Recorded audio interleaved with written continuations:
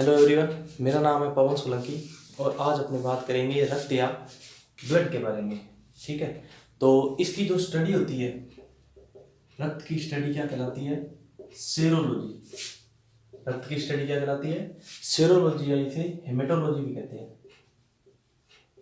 Haematology यानी रक्त की जो स्टडी होती है वो क्या कहलाती है? हेमेटोलॉजी या सेरोलॉजी कहलाती है। रक्त जो ये एक प्राकृतिक कोलाइड है।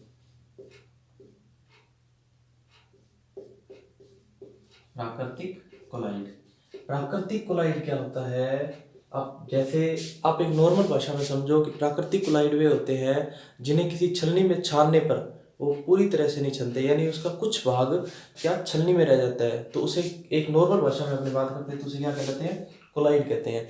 तो अगर रक्त को अपनी किसी चीज में छानते हैं तो उसका पूरा भाग नहीं छलता, उसका कुछ भाग छलनी में रह जाता है। ठीक है, इसलिए इसे रक्त को क्या कहते हैं? प्राकृतिक कोलाइड कहते हैं।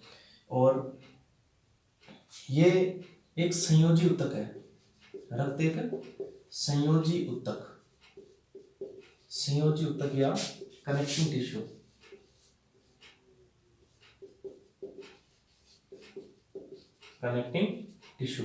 टिश्यू क्या होता है कि आप देखो, हमारे पूरे शरीर में रक्त का परिसंचरण होता है। परिसंचरण यानी हमारे पूरे शरीर में रक्त घूमता है, तो यानी हमारे पूरे शरीर को ये कनेक्ट करके रखता है। पूरे शरीर को क्या करता है?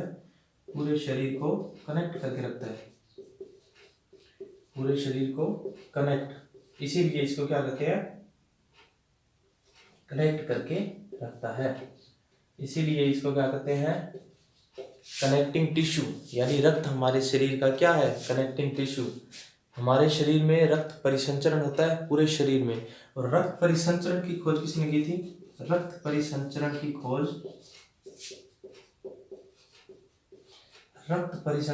खोज किसने की थी? विलियम हार्वे ने। किसने? William Harvey. रक्त परिसंचरण की खोज विलियम हार्वे ने की थी। तो बात करते हैं आगे रक्त का पीएच। तो रक्त का पीएच कितना होता है? रक्त का पीएच होता है 7.4। 7.4 का मतलब होता है, ये होता है क्षारीय। ठीक है, यदि 7 से कम है तो इसका मतलब ये होता है अम्लीय। ठीक है, यदि 7 है तो इसका मतलब है उदासीन। और यदि 7 से ऊपर है तो इसका मतलब होता है ये है क्षारीय। तो रक्त का जो पीएच होता है वो क्या होता है? रक्त का पीएच होता है क्षारीय। और उसके बाद अपनी बात करते हैं कि शरीर में जो खून की मात्रा होती है, शरीर में खून की मात्रा कितनी होती है? ये जो वुमेन में होती है, और वुमेन में होती है ये 5 लीटर। वुमेन में 5 लीटर रक्त की मात्रा होती है। और इसके बाद बात करते हैं मैन की, यानी आदमी की। ठीक है, तो आदमी में कितनी मात्रा होती है? ये होती है 5.5 लीटर, यानी वुमेन से आधा लीटर ज्यादा। वुमेन से ये आधा लीटर ज्यादा क्यों होती है? इसका कारण ये होता है कि इनमें जो हीमोग्लोबिन, जो कि आपको पता है हीमोग्लोबिन रक्त में पाया जाता है, हीमोग्लोबिन के कारण जो रक्त होता है वो लाल रंग का होता है। और वुमेन में हीमोग्लोबिन की मात्रा कम पाई जाती है। और यही आरबीसी, हमारे शरीर में आरबीसी एक घटक है, रक्त बनाने के लिए एक घटक है जो कि क्या है? आरबीसी, डब्ल्यूबीसी और प्लेटलेट्स। ये 3 घटक, ये 3 घटक और इसके अलावा प्लाज्मा, ये 4 चीजों से मिलकर हमारा रक्त बना होता है। तो जिसमें से क्या है? आरबीसी। और आरबीसी के अंदर हीमोग्लोबिन पाया जाता है, जिसके कारण रक्त का रंग लाल होता है। और ये हीमोग्लोबिन की मात्रा वुमेन में कम होती है, जिसके कारण आरबीसी की मात्रा कम होती है, यानी आरबीसी का जो निर्माण होता है वो कम होता है। हीमोग्लोबिन के कारण हीमोग्लोबिन की मात्रा कम होगी तो आरबीसी का निर्माण भी क्या होगा? कम होगा। और हीमोग्लोबिन कम किसमें है? वुमेन में। तो जिसके कारण वुमेन में ये जो आधे लीटर का यानी 0.5 का जो अंतर होता है वो इसी कारण पाया जाता है। क्यों? क्योंकि वुमेन में जो हीमोग्लोबिन की मात्रा होती है वो कम होती है, जिसके कारण आरबीसी का जो निर्माण होता है वो भी कम होता है।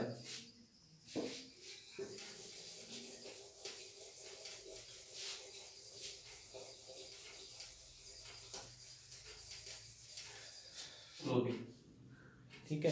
तो अभी मैंने क्या बताया कि ये हीमोग्लोबिन किस में पाया जाता है, आरबीसी में, ठीक है। और आरबीसी रक्त का ही एक भाग है, यानी रक्त इनसे ही मिलकर बना होता है। तो हीमोग्लोबिन की मात्रा जो मेल में होती है वो होती है 14 ग्राम प्रति डीएल। डीएल का मतलब होता है डेसी लीटर। डीएल का मतलब क्या होता है, डेसी लीटर। और जो फीमेल में इसकी मात्रा होती है वो होती है 13 ग्राम प्रति डेसी लीटर। अब आप देखिए कि मेल में तो है 14 ग्राम प्रति डेसीलीटर और 13 ग्राम है फीमेल में प्रति डेसीलीटर। तो इनमें जो अंतर आता है, इसी के कारण जो मेल में और फीमेल में रक्त की जो मात्रा होती है उनमें अंतर पाया जाता है। यानी फीमेल में कितना होता है, 5 लीटर और मेल में 5.5 लीटर। और ये जो अंतर होता है ये इसी हीमोग्लोबिन के कारण होता है, क्योंकि हीमोग्लोबिन फीमेल में कितना होता है, 13 ग्राम प्रति डेसीलीटर और मेल में होता है 14 ग्राम प्रति डेसीलीटर। अब आप सोच रहे होंगे कि ये डेसीलीटर क्या है ना। तो डेसीलीटर क्या होता है, डेसीलीटर एक मात्रक होता है जिससे क्या है, जिसमें इन्हीं ब्लड वगैरह में, आप बायोलॉजी की किताब वगैरह में आप कहीं पे भी पढ़ोगे तो आपको डेसीलीटर ही मिला आएगा। डेसीलीटर कितना होता है, डेसीलीटर एक ढक्कन के आकार का होता है। यानी सिर्फ आप वैसे देख लो कि ये ढक्कन जितना, ठीक है। तो यानी एक ढक्कन में प्रति डेसीलीटर में 14 ग्राम जो है वो हीमोग्लोबिन पाया जाता है और प्रति डेसीलीटर में फीमेल में 13 ग्राम हीमोग्लोबिन पाया जाता है। इसी के कारण कि क्या होता है कि मेल और फीमेल में ये जो ब्लड का अंतर पाया जाता है, ठीक है। हीमोग्लोबिन में कौन सा तत्व पाया जाता है, हीमोग्लोबिन में आयरन पाया जाता है। हीमोग्लोबिन में क्या पाया जाता है, आयरन पाया जाता है। अब आप देखो आयरन पाया जाता है, आयरन क्या, आयरन शरीर को क्या बनाता है, मजबूत। आयरन शरीर को मजबूत बनाता है, इसीलिए फीमेल की अपेक्षा मेल थोड़ा ज्यादा मजबूत होता है, ठीक है। क्यों, क्योंकि इनमें हीमोग्लोबिन की मात्रा ज्यादा होती है और हीमोग्लोबिन में क्या पाया जाता है, आयरन पाया जाता है, ठीक है। और इसी कारण आयरन अपने शरीर को क्या बनाता है, मजबूत बनाता है। बात करते हैं कि रक्त का निर्माण। तो रक्त का निर्माण भ्रूण यानी जब भ्रूण मां के पेट के अंदर होता है तब निर्माण कैसे होता है, और एक वयस्क व्यक्ति में रक्त का निर्माण कैसे होता है। तो भ्रूण में जो रक्त का निर्माण होता है वो रक्त का निर्माण लीवर में होता है। भ्रूण में रक्त का निर्माण कहाँ होता है, लीवर में। और जो वयस्क व्यक्ति है उसमें जो रक्त का निर्माण होता है वो होता है अस्थि मज्जा या बोन मैरो। अस्थि मज्जा या बोन मैरो में, यानी रक्त का जो निर्माण होता है वो भ्रूण में अलग होता है और वयस्क में अलग होता है। भ्रूण में निर्माण कहाँ पे होता है, भ्रूण में निर्माण होता है लीवर में, और वयस्क में निर्माण होता है अस्थि मज्जा या बोन मैरो में। आपने जो हड्डी आपकी जो अपने जो हड्डियां होती है उसके अंदर आप कभी देखना, उसमें छेद यानी जाली की जैसी संरचना होती है। हड्डी के अंदर जाली की जैसी संरचना होती है, जहाँ जिसे क्या कहते हैं, अस्थि मज्जा या बोन मैरो। और यहीं पर हड्डी के अंदर जो जाली जैसी संरचना होती है, यहीं पर रक्त का निर्माण होता है,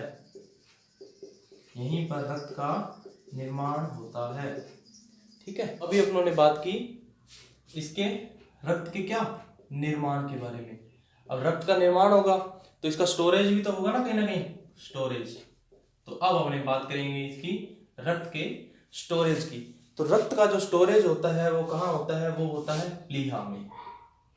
रक्त का स्टोरेज कहाँ होता है, प्लीहा, या इसे स्प्लीन कहते हैं। रक्त का स्टोरेज कहाँ होता है, रक्त का स्टोरेज प्लीहा में होता है। और प्लीहा कहाँ पाया जाता है, प्लीहा हमारे उदर गुहा यानी हमारे पेट के पास, पेट इस साइड, ठीक है, उदर गुहा, ठीक है। तो इसका जो स्टोरेज, ब्लड का जो स्टोरेज होता है वो होता है प्लीहा या स्प्लीन में, ठीक है। और ये प्लीहा कहाँ पाया जाता है, ये प्लीहा पाया जाता है उदर गुहा में। और इसका स्टोरेज भी यहाँ होता है, और इसका जो कब्रिस्तान होता है, इसका कब्रिस्तान भी कौन सा होता है? इसका कब्रिस्तान भी प्लीहा को ही कहते हैं। क्यों? क्योंकि इसका जो स्टोरेज यानी रक्त जब रहेगा, स्टोर होगा, तो वो कहाँ होगा? प्लीहा में। और जब इसकी कोशिकाएं डेड हो जाती है, यानी रक्त की कोशिकाएं डेड हो जाती है, तो डेड होने के बाद ये कहाँ जाती है? प्लीहा में ही स्टोर हो जाती है। तो इसीलिए इसका रक्त का कब्रिस्तान किसे कहते हैं? प्लीहा को। और रक्त का स्टोरेज कहाँ होता है? प्लीहा में। तो आपको समझ आ गया होगा। उसके बाद अपने बात करते हैं कोलेस्ट्रॉल की। किसकी बात करते हैं? कोलेस्ट्रॉल। ये सब तो आपने बहुत बार सुना होगा। कोलेस्ट्रॉल क्या होता है कि ये एक चिपचिपा पदार्थ होता है। जैसे अपने काजू, बादाम या अधिक तेलीय जब चीजें खाते हैं तो उनमें क्या है? उनमें जो तेलीय चीज होती है वसा, उससे क्या बढ़ता है? कोलेस्ट्रॉल। यदि हमारे शरीर में कोलेस्ट्रॉल की मात्रा ज्यादा होगी तो वो क्या है कि हमारे जो हृदय कोलेस्ट्रॉल क्या है कि हृदय के साथ चिपक जाता है। क्यों? क्योंकि ये चिपचिपा, अभी बताया ना मैंने कि ये क्या होता है? चिपचिपा पदार्थ होता है। वसा आपने देखी होगी, ये अपने काजू हो गया, बादाम हो गया, तेलीय पदार्थ हो गए, ये चिपचिपे होते हैं। तो ये हृदय के साथ चिपक जाते हैं, जिसके कारण हृदय धड़कना बंद कर देता है और इसी कारण अपने को नुकसान पहुंचा सकता है। ये हार्ट अटैक वगैरह है ना, ये इसी कोलेस्ट्रॉल के कारण ही आते हैं। क्यों? क्योंकि ये हृदय से चिपक जाता है, जिसके कारण हृदय धड़कना बंद कर देता है धीरे धीरे। ठीक है, तो कोलेस्ट्रॉल हमारे शरीर के लिए हानिकारक होता है। उम्मीद है आपको ये सभी जो भी मैंने आज पढ़ाया वो आपको समझ आया होगा। और इसके ब्लड के बारे में अपने और जानकारी प्राप्त करेंगे इससे अगली वीडियो में। यदि आपको ये वीडियो पसंद आई हो तो लाइक और शेयर जरूर करना, सब्सक्राइब भी करना। Thank you.